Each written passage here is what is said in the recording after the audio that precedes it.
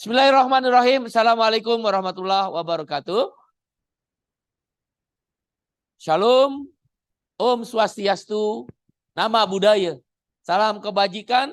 Semoga kita selalu dalam keadaan sehat walafiat sesuai doa dan salam agama kita masing-masing.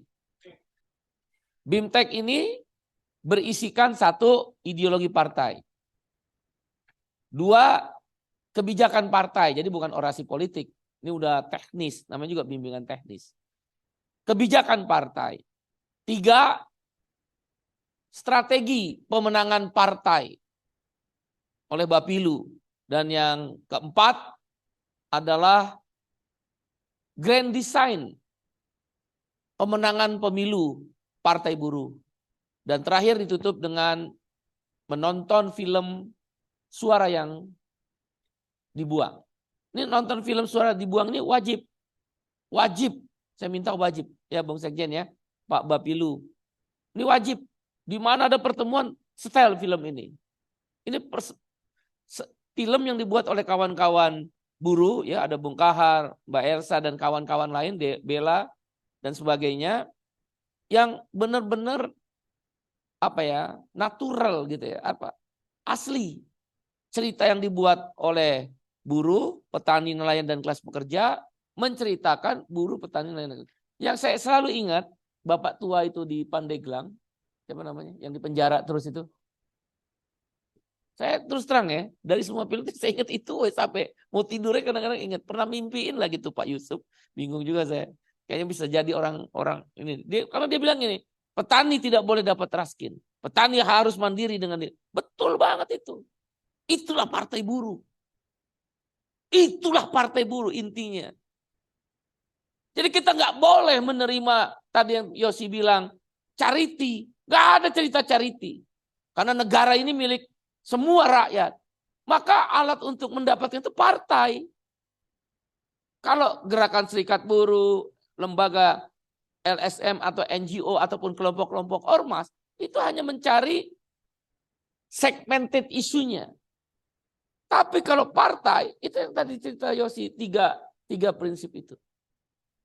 Saya minta tanamkan itu. Anda adalah busur panahnya partai buruh yang akan membawa tiga prinsip negara kata kita welfare state. Sampai negara ini ada, dan partai buruh Tuhan izinkan terus ada di parlemen, bahkan target kita 2034, Republik Indonesia itu dari partai buruh, ya, itu yang kita perjuangkan, nggak bergeser. Maka setiap partai buruh ideologinya hanya tiga itu.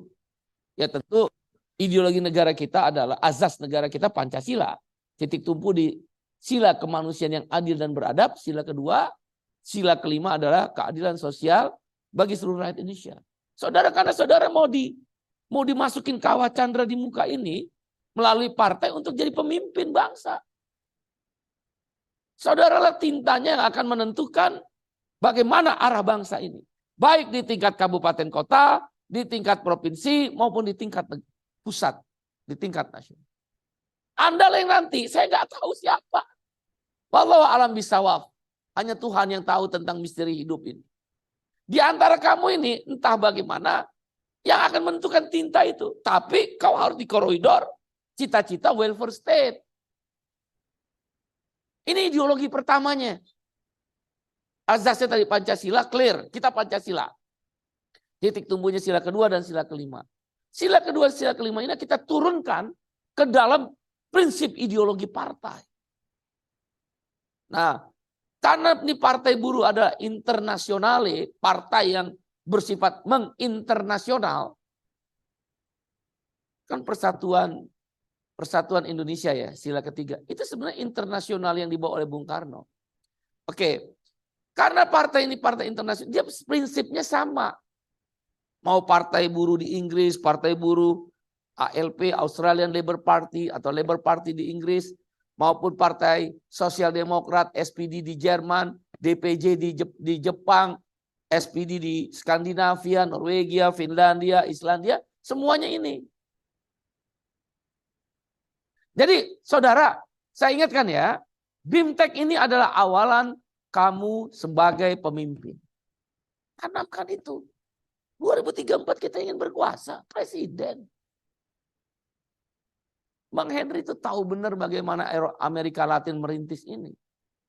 Bang Henry itu kan temannya Hugo Chavez, Maduro. Kalau Purkon mah temannya tukang ojek di pangkalan itu aja. Kalau Bang Henry. Tanya beliau nih, banyak. Nanti Bang Henry harus cerita. Supir Maduro itu supir mobil. Chavez kolonel tentara. Kita ingin membangun itu, saudara. Maka jangan main-main. Ya, jadi kawan-kawan, saya minta berlakulah sebagai pemimpin yang tapi rendah hati, ya, nggak boleh tinggi hati. Kamu ini lagi dipersiapkan oleh partai, bukan oleh Said Iqbal, bukan oleh Sekjen, bukan oleh Bung Boeing, Bang Puji, Bang Sony maupun Bung Ruli, enggak. Partai. Loh, saya bisa meninggal besok. Partai ini kan harus tetap ada. Kamu sedang dipersiapkan oleh partai, termasuk yang di depan ini. Sedang dipersiapkan oleh partai untuk membawa sebuah cita-cita yang kita sebut welfare state. Ini pelajaran pertama. Tadi Yosi bagus benar, cuma sederhana, itu aja dulu. Turunannya nanti di kebijakan. Jadi ketika kamu misal DPR RI di Komisi 1 bidang luar negeri kan, maka arahnya ke sini, lariin. Tentang debat-debat, lariin ke sini. Ada nggak kesetaraan kesempatannya terhadap kebijakan luar negeri? Terhadap orang miskin dan orang kaya. Memang harus begitu, polarisasi. Terhadap pelayanan jaminan sosial. Makanya kesetaraan kesempatan dan redistribusi kekayaan di partai buruh atau partai sosial demokrat atau partai sosialis pekerja itu pasti jaminan sosial. Itu kenapa partai buruh ditakuti ketika masuk di putaran parlemen. Karena boleh jadi 9 partai ini bergabung, lawannya partai buruh. Itu nanti begitu nih. Percaya sama saya nggak tahu ya dalam perjalanan 2029, 2024, 2029 partai yang lain itu akan ikut. Karena kan dia trigger. Ngomong jaminan sosial terus. Bicara anggaran, jaminan sosial. Bicara kebijakan, jaminan sosial. Itu salah satu cara merebut kekayaan negara melalui welfare state itu. Yang lain-lain juga welfare state ada tentang lingkungan. Welfare state tentang kebijakan HAM. Ada. Anda pahamin itu dulu. Inilah partai. Dan kamu disiapkan oleh partai untuk mewujudkan ini. Kamu yang di legislatif, kamu yang di eksekutif, kamu yang di yudikatif sekalipun. Mentalnya siap. Belajar untuk menempa diri sendiri tanpa harus disuruh oleh orang lain. Ya, misal datang pertemuan karena diri sendiri. Saya adalah kader partai buruh. Saya ingin mewujudkan negara sejahtera. Maka saya harus mendidik diri saya sendiri. Kalau ditelepon sama sekjen, udah di mana, nah itu belum terideologisasi. Setiap kamu yang hadir pada hari ini, tempalah dirimu sendiri bahwa kau datang dalam setiap pertemuan-pertemuan partai, kan memang kamu adalah ingin merubah negeri. Bukan sekedar jadi anggota DPR. Saya minta itu. Ideologisasi. Makanya pertama harus ideologisasi. Baru kebijakan, baru hal-hal teknis. Yang teknis itu kan kegiatan kampanye, kemudian nanti grand design itu teknis. Ini gampang, yang susah di sini nih. Satu, terideologisasi mulai dari diri sendiri. Pokoknya saya minta tanamkan dari sekarang nih. Bahwa saya datang turun ke dapil karena memang diri saya yang memerintahkan. Bukan karena disuruh Bung Boeing Bapilu, Katimsus, Sekjen atau MN. Memang saya ingin turun ke dapil. Saya ingin mewujudkan negara sejahtera. Oh nggak punya duit, ya nggak apa-apa lah. Udah tahu caleg duafa, turun aja. Minimal salam-salaman, minimal nyapa-nyapa, minimal ketok-ketok pintu. Betul nggak Bung Sekjen? Tadi kan Bung Sekjen ngomong begitu, bawa kartu nama, dibuang. Ya udah tahu caleg duafa, jangan marah. Berdoa ya Allah, ya Allah, jangan sampai orang-orang buang kartu nama saya. Nggak bayar berdoa sama Tuhan. Jadi sekali lagi saya minta, tanamkan pada dirimu yang memerintahkan setiap nadi, darah, dan nafasmu adalah kamu, bukan orang lain. Baru itu kader partai. Karena partai sedang menyiapkan kamu semua, termasuk saya, untuk merubah negeri. Cita-cita besar. Saya kadang-kadang ngelihat teman-teman ini gak percaya diri. Itu Badut-badut, kau pikir mereka pakai jas, pakai mobil, kita kan kalahnya itu aja. Mereka pakai Hummer, serut. Anda pakai motor, kucuk-kucuk, brak.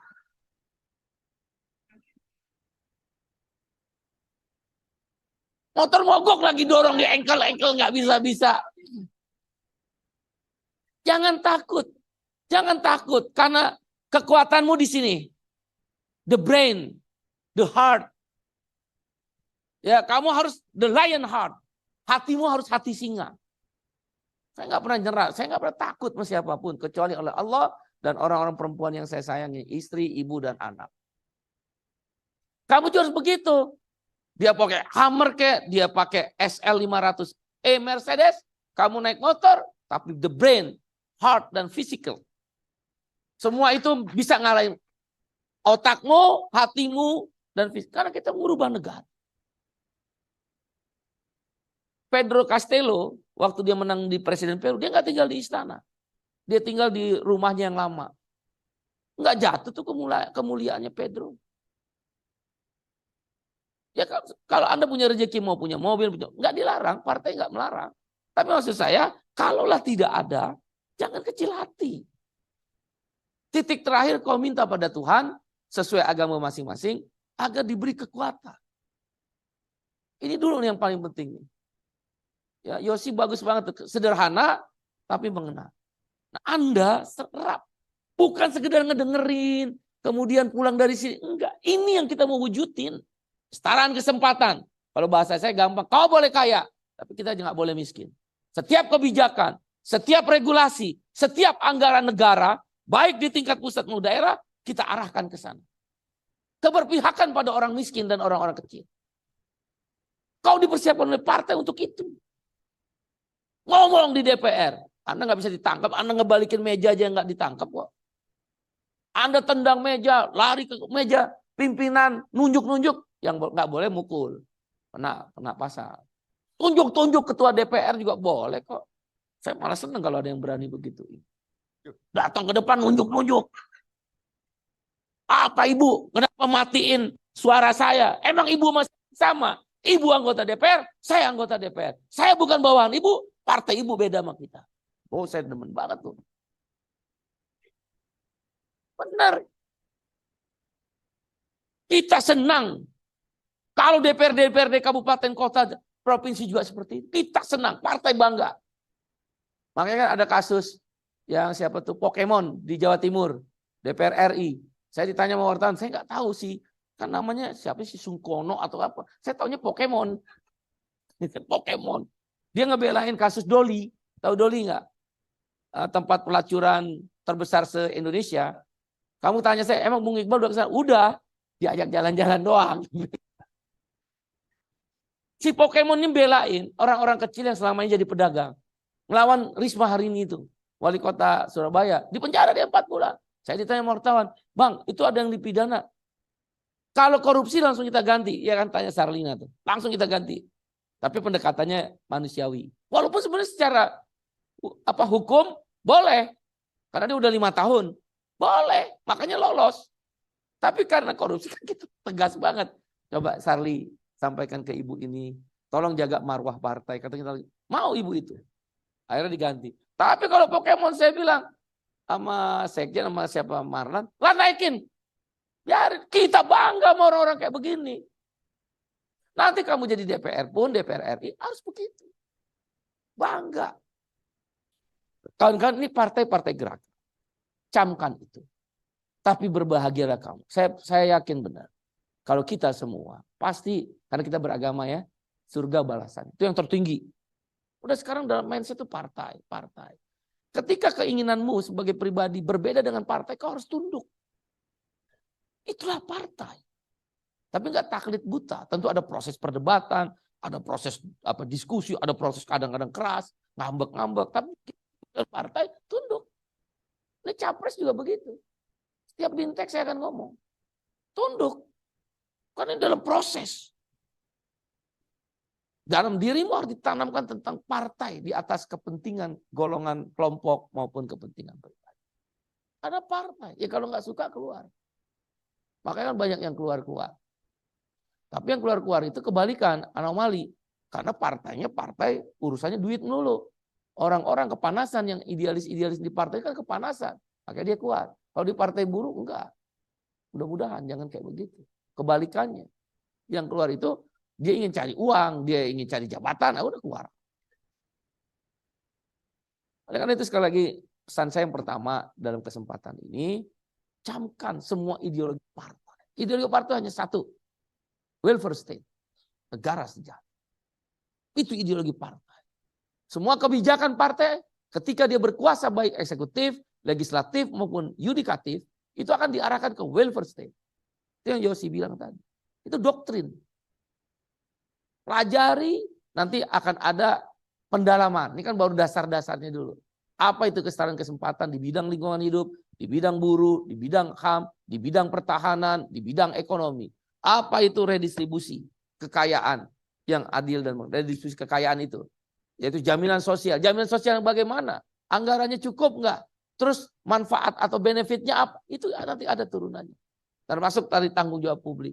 Misal ada anggaran sekian. Mana? Mau bikin infrastruktur dulu atau membuat kesejahteraan dulu? Kalau partai buruh akan bicara kesejahteraan. Walaupun partai buruh tidak setuju, tidak menolak infrastruktur. Tapi kalau infrastruktur dengan anggaran mengambil 60%, tunggu dulu. Kesejahteraan cuma 10%. Itu perdebatan partai buruh nanti kuat. Kamu adalah bagian yang sedang disiapkan oleh partai. Ya, camkan itu. Itu satu. Ya, ingat pesan kuatnya gini aja. Apapun yang kau lakukan, dirimu lah yang memerintahkan. Dan setelah itu kau berserah diri pada Tuhan. Jadi mau kemana aja, mau turun dapil bukan karena uang atau tidak ada uang, bukan karena Bung Sekjen dan Bapilu memberikan apa itu jadwal-jadwal, bukan karena Katimsus itu membuat strategi-strategi, bukan karena dirimu. Karena kau ingin mewujudkan negara sejahtera yang diperintahkan oleh partai. Ya, itu aja kunci. Satu, dirimu yang nyuruh. Kau usah lihat orang lain. Dirimu yang menyuruh. Kemana saja. Tapi wujudkan negara sejahtera. Satu. Yang kedua. Baru-baru ini saya diskusi tentang survei. Partai politik menjelang pemilu. Kan udah mau habis tuh. Rata-rata yang tidak tahu atau belum memilih udah dihabisin tuh lembaga survei di bawah 10%. Sebelumnya masih ada yang tidak memilih atau tidak tahu tentang apa partai politik yang dipilih oleh pemilih melalui survei. Itu masih 16 sampai 20%. Sekarang tinggal di bawah 10. Itu artinya udah dihabisin. Habisin mau bisa permainan, bisa juga kebenaran. Saya diskusi, saya tanya, kan kita mau survei internal. Terus terang saya gelisah lah mewakili partai. Kok partai buruh sekarang dibikin 0,0, 0,1. Dan nomor 18 dari 18 partai. Saya terus terang gelisah. Ini, coba lihat kamu lembaga survei semua. Semua lembaga survei. Ini ada apa? Oke, cara berpikir 0,1 dalam diskusi dengan orang yang memang kita mau minta tolong survei internal. Kan kita mau tahu. Jangan terlalu pede. Benar nggak di 31 dapil dengan 32 DPR RI kita akan dapat? Benar nggak? Begitu pula DPRD provinsi dan DPRD kabupaten kota. Kita nggak tahu ya siapa 32 orang ini. Tapi yang pasti 31 dapilnya kita tahu. Ini kan namanya target partai. Lebih dari itu bagus. Kurang dari itu harus ada upaya. Diskusilah saya dengan kawan-kawan dari orang yang memahami benar. Saya lihat agak lurus. Karena dikasih referensi dari orang yang lurus. Saya tanya, mungkin nggak? Pertama pertanyaan saya ada dua. Satu, mungkin nggak partai buruh dikasih 0,1%? Bahkan indikator politik selalu 0,0%. Nah, dialog mengalir. Saya kasih gambaran dulu. Respondennya 1.200. Responden itu yang disurvei. Dari 204 juta orang, 204 juta orang DPT, itu respondennya 1.200. Mewakili 38 provinsi, mewakili 84 dapil untuk DPR RI ya, dan mewakili 514 kabupaten kota. Kalau dia 0,1% dikalikan 1.200, itu kan artinya 1,2 yang milih partai buruh. Jadi ada 1,2 orang dalam responden itu Yang milih Partai Buruh dari total responden 1.200. Jadi saya bayangkan, jangan-jangan respondennya buruh nih, baik buruh berserikat maupun buruh tidak berserikat, jangan-jangan respondennya 5. Ya nggak fair dong. Kita pakai data BPS saja, 56,4 juta, itu buruh formal. Kalau dari total 204 juta, artinya kalau kita ini belum diambil keluarga dan apa namanya anak buruh ya, keluarga, istri atau suami dan anak buruh. Kita pakai buruh yang menurut BPS 56,4 dari 204 juta, itu kan 25%. Artinya responden, kalau dia respondennya 1.200, dia diwakili 25%. Berarti sekitar 300. Ini 5. Ya nggak kejawab. Bingung dia tuh langsung. Karena gue agak ngerti, tapi gue ngerti matematik. Nggak ngerti surveinya, saya nggak ngerti surveinya. Pakai logik, dia kaget. Baru dia buka. Oke bang, lihat Jawa Barat, saya bilang. Buka Jawa Barat, dibukalah Jawa Barat. Truk dari 1.200 dengan kan begini. Misal Jawa Barat dari total 204 juta itu adalah 10%-nya dari total. Pemilih Jawa Barat 35 juta dari 200 katakan misal 10%-nya. Nanti di responden dia harus dari 10% dari 1.200. Harus begitu. Nah, ketemulah dari 1.200, buka pasti 210 orang. Dia buka. Oh 211, beda 1 lah. Sedikit, itu pembulatan. Oke. Jawa Barat itu gudangnya buruh. 10 juta ini menurut Dinas Tenaga Kerja. Sekali data itu perlu diuji. Ini kan data yang menguji. Menguji sampling terhadap responden. Jawa Barat itu menurut si Dinas Tenaga Kerja, data Dinas Tenaga Kerja, baik buruh formal, baik outsourcing, karyawan kontrak maupun karyawan tetap, 10 juta. Jadi kalau dia 10 juta, maka responden yang harus diambil di buruh di Jawa Barat dari 35 juta itu adalah 8%.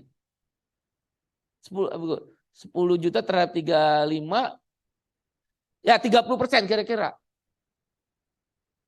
Buka berapa dari 210 itu respondennya? Cuma 10. Berarti dia nggak menjawab, nggak menemukan titik temu di responden buruhnya.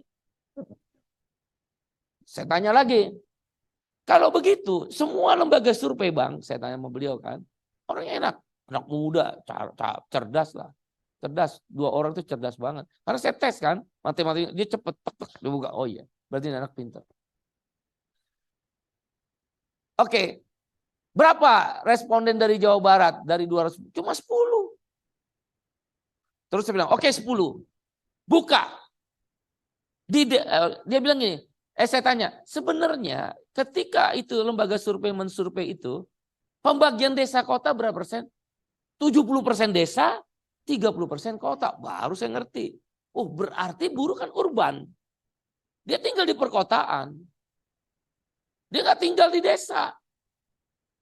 Nah, yang masuk kategori 70% desa ini siapa? Oh ini buruh bang, walaupun dia kerja di kota, tinggalnya di desa. Karena misal diambil contohlah Bekasi. Kerja di kota Bekasi, kerja katakan di Cikarang. Cikarang di desa. Kan masih desa Cikarang Utara misal, atau desa apa. Coba deh Anda lihat, rupanya ke sana semua. Kota desa. 70% desa. Jadi responden paling banyak diambil di desa. Tapi pertanyaan saya tadi, kalau responden paling banyak di desa, apakah buruh mewakili terhadap jumlah komunitasnya atau populasinya? Nggak tahu, nggak bisa kata dia. Pokoknya desa kota. Oke, sekarang kata dia, oke kita buktiin ya bang ya. Katakan Jawa Barat 210. Saya ambil Jawa Barat dulu karena bagi saya Jawa Barat itu kotanya buruh, partai buruh. Kita akan mendulang suara terbanyak di Jawa Barat itu. Yakin saya. Kembali ke kawan kita ini yang baik. Bagaimana kamu bisa menentukan? Oke bang, kita buktiin ya. Apakah pertanyaan abang yang pertama bahwa mewakili konstituen partai buruh mewakili nggak di responden 1.200? Dibuka sama dia. Kan istilah acak. Acak itu ada ilmu statistiknya. Jadi nggak boleh kita tentuin Cibarusa. Menurut kita nggak bisa. Jumlah Cibarusa misal 100, jumlah Harapan Jaya 50, jumlah Cikarang Utara 70. Itu nanti dengan ilmu statistik dan memakai komputer, itu secara acak.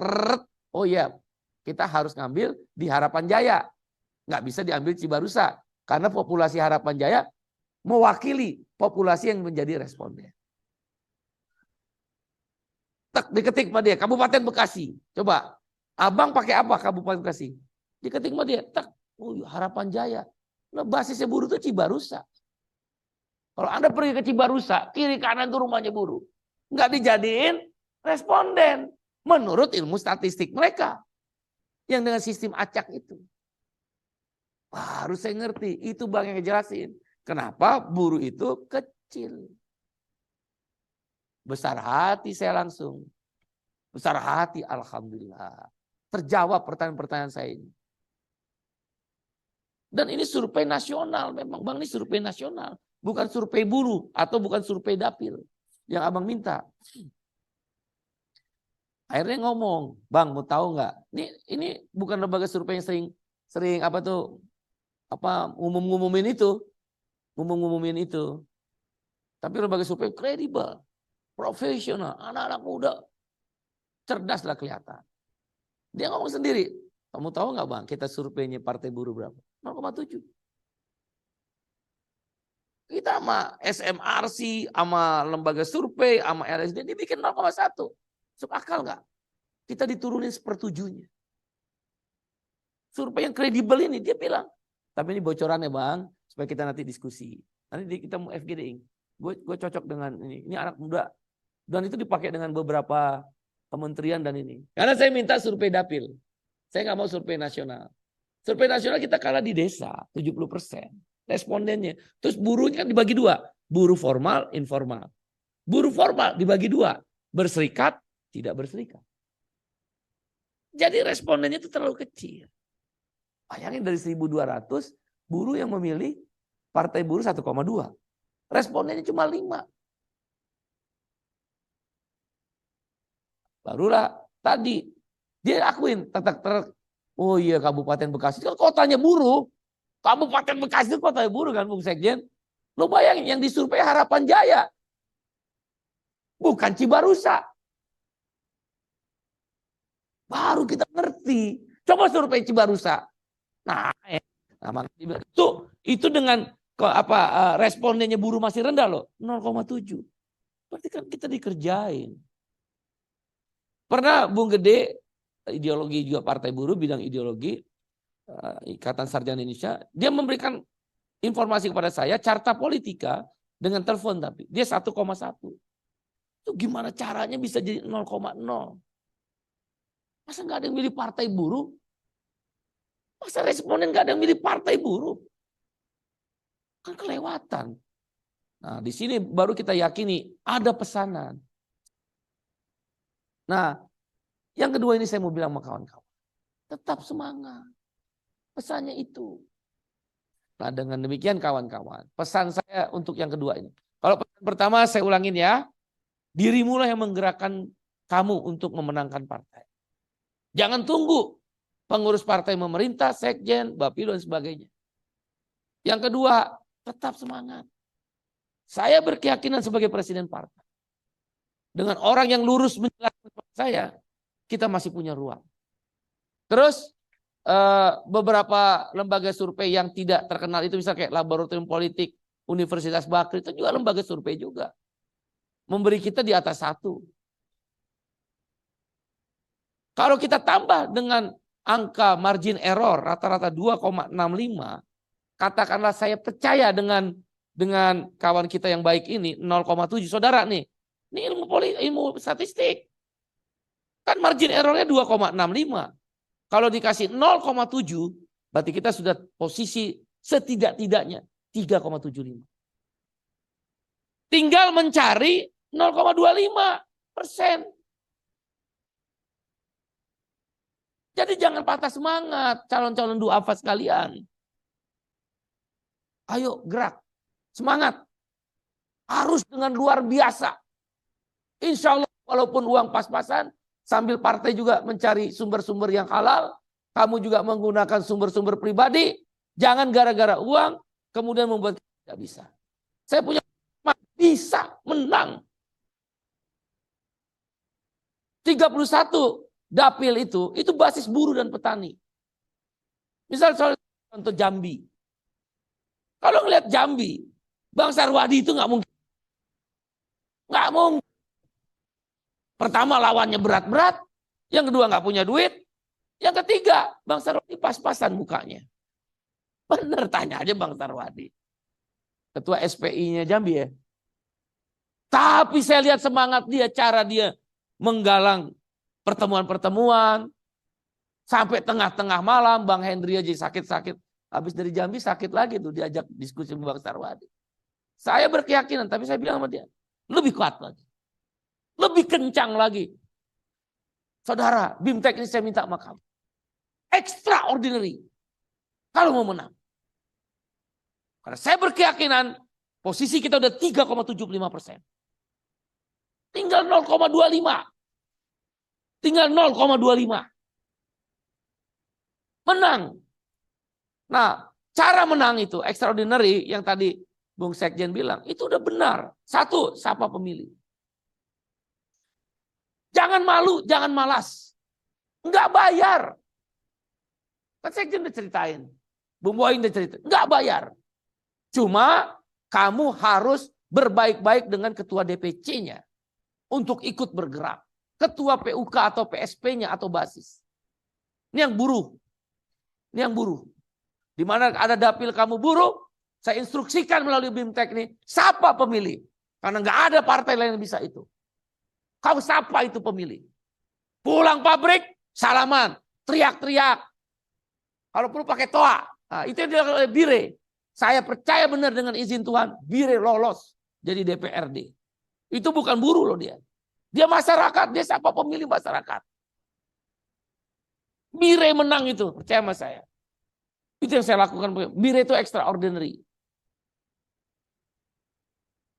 Saya minta sama kamu semua, baik yang Zoom, dan kawan-kawan sahabat seperjuangan saya, caleg-caleg DPR, kamu sedang dididik oleh partai, disiapkan oleh partai untuk menang, bukan untuk kalah.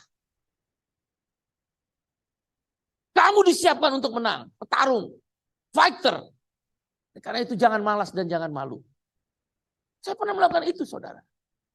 Ke dormitori, ke pasar-pasar, kita ke pasar-pasar. Bahkan maaf, ke komplek-komplek pelacuran pun saya datengin sama teman-teman itu. Kan ada tuh, apa ya? Apa Nef, tempat di pelacuran di Batam itu Nef. Coba kan lu tahu Nef, namanya Nef. Sana Nef, apa tuh? Sekarang udah ditutup kali ya. Apa Nef? Hah? Cinta ya. Itu pernah kita salamin. Lo kita kan manusia, nggak ngelihat pekerjaannya. Kita akan bela mereka juga kok. Orang-orang kecil kita sapa. Di itu Nef ya. Pas kita pulang itu Nef, apa Nef? Di Tanjung Ucang. Pulang galangan kapal. Kita berdiri di tengah jalan kan. Kita bagi-bagi. Macet tuh jalan. Memang itu kita mau. Tengah jalan. Tanjung Ucang ya. Tanjung Ucang kan pulang galangan-galangan kapal. Sekarang udah berkurang ya. Saya berdiri. Nef Rijal mau bagi-bagiin. Tapi dia buruh. Bung, saya minta extraordinary. Jangan malu. Misal Nef Rijal. Di sana muka kuning. Kemarin dibilang ada 4 pintu.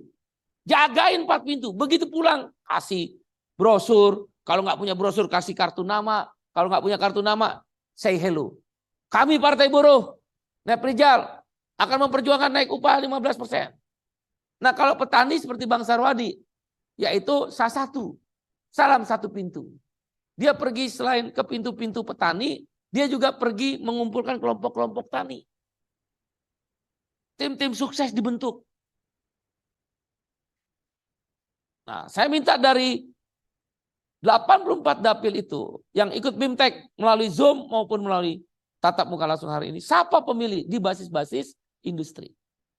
Kalau dia bukan basis industri, misal di pertanian, saya melihat Bang Sarwadi itu bagus. S1, salam satu pintu.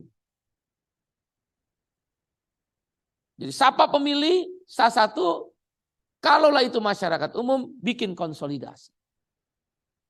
5 orang riung, 10 orang riung, misal kayak Bang Sony, Bang Yos, itu pasti nggak mungkin sapa pemilih. Apa yang disapa? Semua itu apa masyarakat adat. Nah, pendekatannya kepada tetua-tetua adat. kepala-kepala suku, tapi rajin. Datengin kepala suku, datengin tetua-tetua adat, tokoh-tokoh masyarakat. Mungkin Alopsen juga di Sumatera Utara juga begitu. Memang karakteristik pemilihnya berbeda-beda. Tapi kalau saya 31 dapil di 32 DPR RI, itu menurut saya 80% adalah basisnya buruh. Kalau ini nggak digarap, kalah partai. Memang yang agak susah-susah itu yang di non buruh, Bang Sony, Bang Yos, Bung Alopsen dan kawan-kawan. Kahatek oleh Dadan, Buya, 40.000 orang. Itu anggota Bung AGN tuh dan SPN. Paling besar kan Bung Jinto. Dikontak Bung Jinto oleh kawan-kawan, Bung Jinto membolehkan. Kemudian, ya kan Bung Jinto kan. Kemudian SPN, Dadan membolehkan. Tanya itu, dia teriak-teriak. Saya ngeliat Dadan teriak-teriak. 40.000. Ada 7 pabrik kalau nggak salah itu. Ya Ranca Ekek. Ngeri. Siapa pemilih? Itu militan. Percaya saya menang, Bung. Partai berkomitmen. Siapa suara terbanyak, dia yang jadi. Gak ada curang-curang. Yang gak jadi, Sekjen udah bilang. Semua dapat. Sebagai staf ahli, staf khusus, atau apa. Partai adalah lagi-lagi mempersiapkan negara sejahtera. Bukan siapa saya. Tapi bagaimana memenangkan partai. Dalam dirimu itu sekarang partai udah. Partai. Bung, gak usah takut. Sambil kita mencari rezeki yang halal. Gak mau saya yang haram-haram. Rezeki yang halal insya Allah ada pelan-pelan. Kamu turunlah. Dan dirimu yang perintahin, bukan orang lain. Saya minta semua turun. Bukan hanya karena Boeing, karena Ruli. Bukan. Karena kau ingin membesarkan partai, mencapai negara sejahtera. Karena akumulasi suara. Diskusi saya dengan lembaga survei itu menjelaskan betapa kita punya kesempatan. Siapa pemilih itu yang paling ditakutkan, kata Kombes ini. Itu paling ditakutkan. Partai lain nggak bisa lakukan itu. Dan nggak punya modal. Dan nggak bisa dia ke pabrik, diusir Mas Satpam. Mulailah dari anggota kita. Setelah anggota kita selesai, dorong-dorong dikit. Supaya orang yang dari pabrik sebelah, karena di pabrik sebelah bukan anggota, dorong anggota kita ke sana. Nanti macet lagi. Emang begitu. Militan, berani, nggak takut, nggak males. Dalam BIM teknis saya minta yang kedua, tetaplah bersemangat dan kamu harus kerja extraordinary. Baru partainya. Saya minta dengan hormat. Jadi kalau buruh, mulai sapa pemilih. Kalau non buruh seperti petani yang dilakukan Bang Sarwadi, kemungkinan besar bisa dapat. Itu adalah melalui salah satu. Kalau masyarakat melalui konsolidasi. Seperti Papua dan Papua, 6 provinsi Papua memang harus masyarakat. Bang Sony, konsolidasi. Kecuali di Mimika. Mimika itu kuat ya, kayak Bang Sony, Papua Tengah. Itu harus sapa pemilih. Pergi Bang sama Sirhan.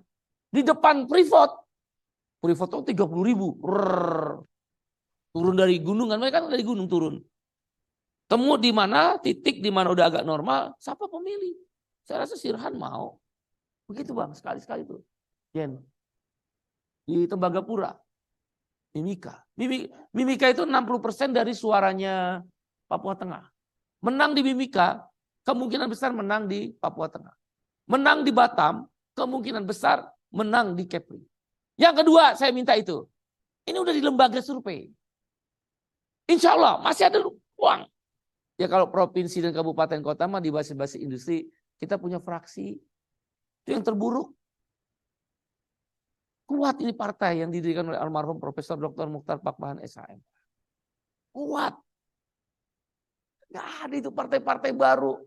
Bung, extraordinary, baru menang. Cara extraordinary yang pertama tadi, kau diperintahkan oleh dirimu sendiri. Bukan orang lain yang merintahin kamu. Kau sadar benar kesadaran kelasmu muncul.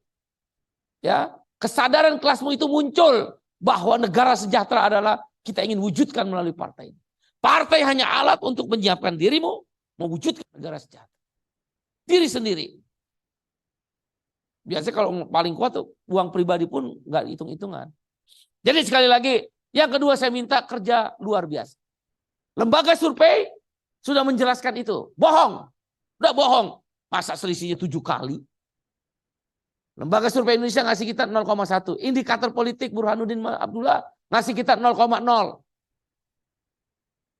LSI Denija 0,1. Yang rata di 0,1. Terakhir Kompas 0,3. Saya nggak tahu yang terbaru. Tapi sahabat yang berdiskusi dengan saya ini 0,7. Kalau tambah 2,6 berarti 3,3. 2,65, 3,35. Tinggal 0,15 lagi. Ayo kerja keras. Semua tergantung kamu, bukan partai. Bukan yang di depan. Kamu, ya kamu. Saran saya extraordinary itu adalah satu, siapa pemilih? Siapa pemilih? Yang industri. Yang non industri saya satu. Udah pulang dari sini jangan tanya orang lain bagaimana, udah jalan. Dan yang kalau dia masyarakat umum, konsolidasi. Mudah-mudahan ini bisa membuat kawan-kawan melalui BIMTEK ini semangat baru. Ya, semangat baru. Yang terakhir, tentang capres. Partai belum memutuskan untuk capres. Proses sedang berjalan, konvensi. Oke, kita tetap proses konvensi. Capres kita Ganjar Pranowo, Prabowo, Riza Ramli, Rocky Gerung, Said Iqbal, Najwa Shihab. Konvensi sudah digelar dalam bentuk kuliah umum maupun orasi kebangsaan. Untuk Ganjar Pranowo sudah bersedia tanggal 16 Oktober dalam bentuk seminar internasional. Jadi saya mengundang beberapa wakil presiden Partai Buruh dari Brazil, Partidos dos Trabalhadores, dari Norwegia akhirnya. Denmark nggak bersedia. Kemudian dari Partai Buruhnya Australian Labour Party, ALP, Australia. Udah firm nih, tadi udah firm. Terus dari nasional Pak Mahfud MD dan Najwa Shihab. Dan Arsyad Rashid dari mewakili pengusaha. Tapi di penghujung waktu mereka mepet ngurus visanya. Sehingga bisanya online. Nah, saya diskusi dengan Bung AGN. Kalau online Pak Ganjar nggak bersedia. Tapi Pak Ganjar udah bersedia. Ya, bukan kita nunjuk Pak Ganjar, bukan. Akhirnya batal, ditunda bukan batal, ditunda.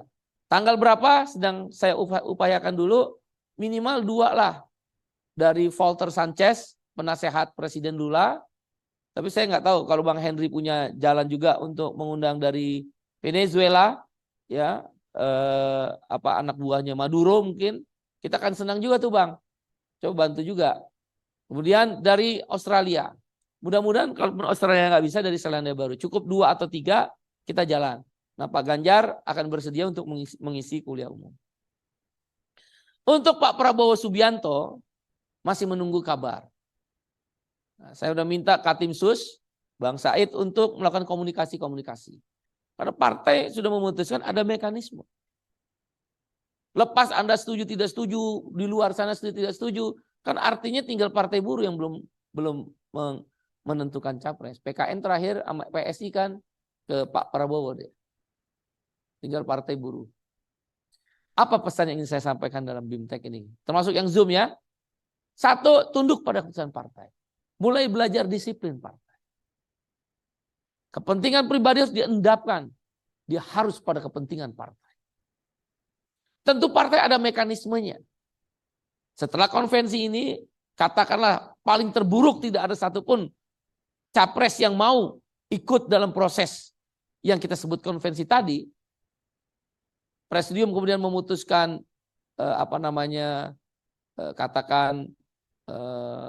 abstain ya, atau katakan di putaran kedua, saya minta tunduk atau salah satu bisa saja.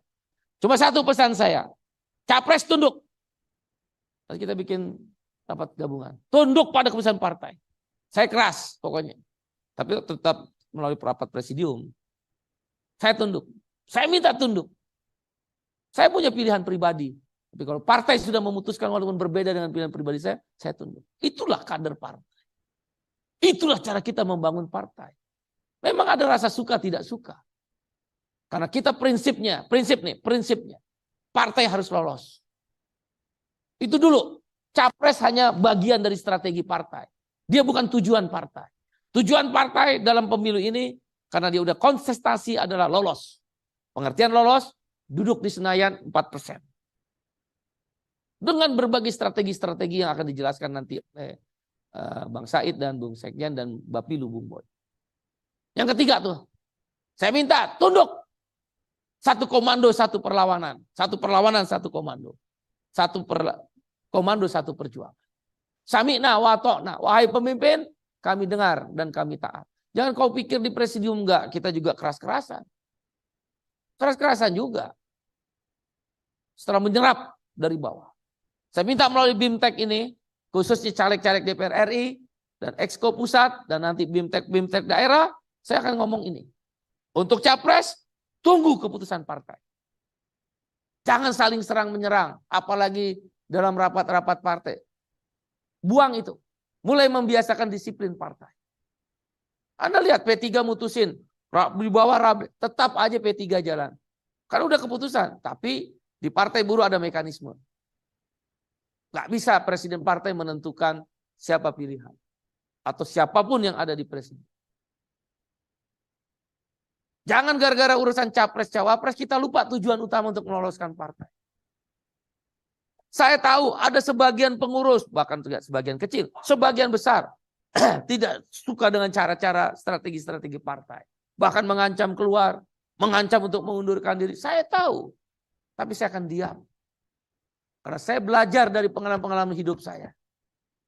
Makin saya banyak menjawab pertanyaan-pertanyaan orang yang tidak puas itu, makin membuat tujuan partai jadi hilang maknanya. Sekarang bagi kita adalah memastikan partai lolos. Dengan berbagai cara. Oleh karena itu tadi, kembali yang kedua. Kerja extraordinary. Turun ke bawah. Kalau ada yang nama capres, ada yang nanya capres, sederhana dulu sementara ini. Sementara udahlah capres pilih masing-masing. Yang penting partainya adalah Partai Buruh. Makanannya apapun, minumnya adalah tetap teh botol. Ya kan gitu. Ya. Untuk sementara. Sampai partai memutuskan dengan pasti siapa capres. Kawan-kawan semua. Menentukan capres itu, saya ambil contoh waktu KSPI. KSPI itu Serikat Buruh atau SPI. SPI itu organisasi petani. Waktu itu kita memutuskan 2014-2019 capres. Begitu kalah, ya udah nggak ada apa-apa, selesai. Karena nggak ada kepentingan SPI, tidak ada kepentingan KSPI atau SPSI. Waktu itu juga memutuskan capres. Nggak ada kepentingan, udah selesai. Diajak syukur, nggak diajak ya agak marah-marah dikit. Tapi kalau Partai Buruh nggak bisa, kita akan sampaikan kepada capres. Kita dukung Bapak sebagai capres dan kami akan berusaha menang. Janji Partai Buruh itu 6,5 juta suara. Karena target kita 6,3 juta suara, lolos parliamentary threshold 4%. Artinya kita similar. Pemilih Partai Buruh, kita akan yakinkan menjadi pemilih capres yang kita pilih. Dengan tadi tunduk pada keputusan partai. Nah kalau Partai Buruh beda. Bapak menangkan Bapak, kami akan menangkan Bapak, tapi Bapak harus menangin Partai Buruh dong. Nggak bisa cuma efek kotel itu. Apa efek ekor jas. Nggak bisa. Yang absen, yang memilih A, yang memilih B, kita beri ruang yang sama. Tapi keputusan hanya satu. Nggak mungkin semua diambil menjadi keputusan. Belajar mengambil keputusan, memang susah. Tapi susah harus ada. Nah ketika itu udah diambil, sami'na wa ta'na. Nggak ada kata lain. Ketika itu udah diambil. Mungkin yang absen, oh saya nggak ikut kampanye. Nggak apa-apa. Kita beri ruang. Bukan berarti yang absen atau yang tidak setuju dengan A, yang tidak setuju dengan B, kemudian kita mati. Enggak boleh. Partai Buruh memberikan ruang yang sama untuk perbedaan. Kita harus belajar. Mungkin saya belum sempurna. Tapi selama saya menjadi presiden partai, saya mencoba untuk memberi ruang yang sama. Nggak akan kita matikan walaupun berbeda. Nggak boleh. Tapi ketika bicara caleg, nah itu nggak boleh ada perbedaan. Ini saya akan lihat dinamikanya begitu. Tapi kita harus belajar ngambil keputusan. Nggak mungkin kita tanpa keputusan. Yang paling penting tadi itu welfare state. Caleg masuk.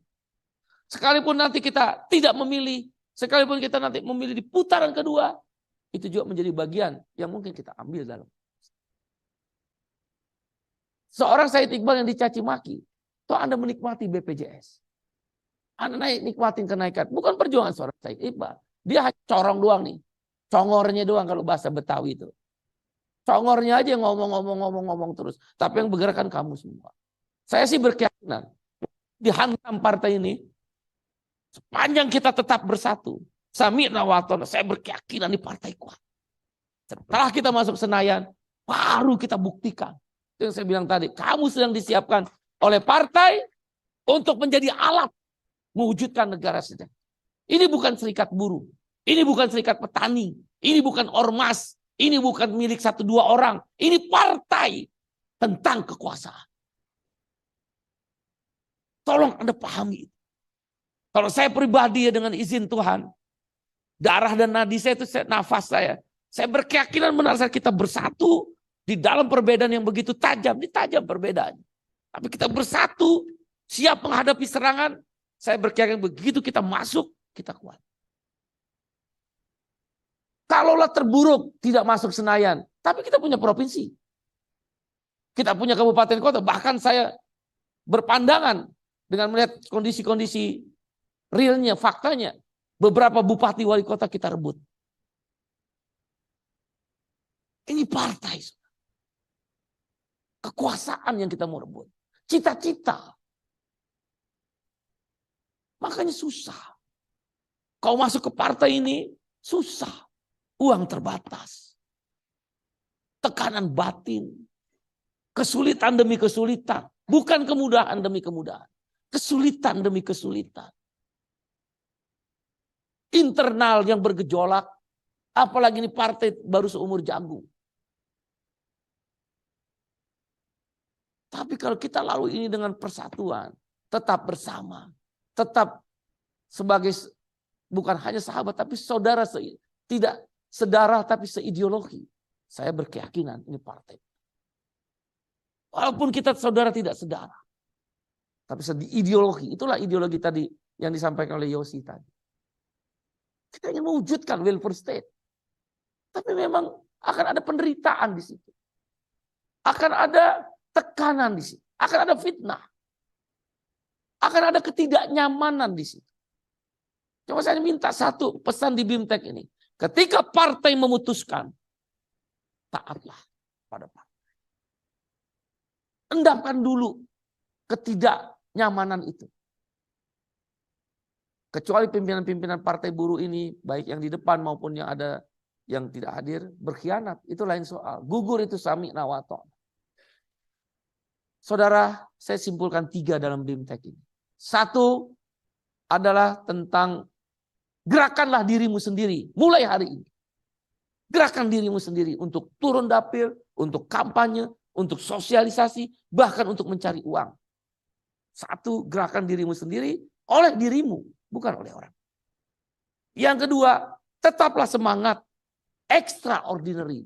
Bekerjalah luar biasa. Jangan biasa-biasa saja. Diskusi saya dengan lembaga survei yang lurus. Dan pengalaman saya yang pernah ikut langsung dalam kontestasi. Kerja-kerja luar biasa. Akan membuat kita. Yang ketiga. Ketika kita mengambil keputusan partai. Mulai dibiasakan. Menjaga disiplin partai dan rahasia partai. Dan ketika keputusan telah diambil oleh partai. Tunduklah pada keputusan. 3 itu aja. Camkan itu 3.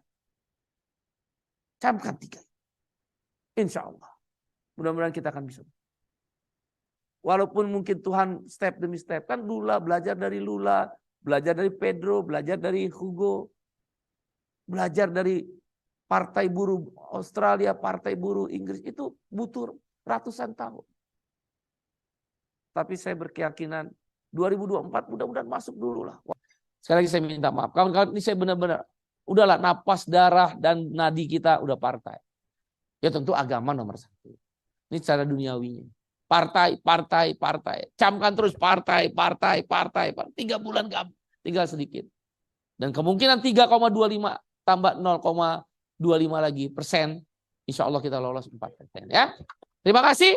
Sampai jumpa. Mohon maaf kalau ada kata-kata yang tidak berkenan. Semoga ini memberikan manfaat pada kita. Kebenaran datangnya dari Tuhan yang Maha Kuasa. Kesalahannya saya datang dari saya pribadi. Mohon dibuka pintu maaf. Tetap semangat. Partai buruh harus menang. Partai buruh. Partai buruh. Partai buruh. Partai buruh.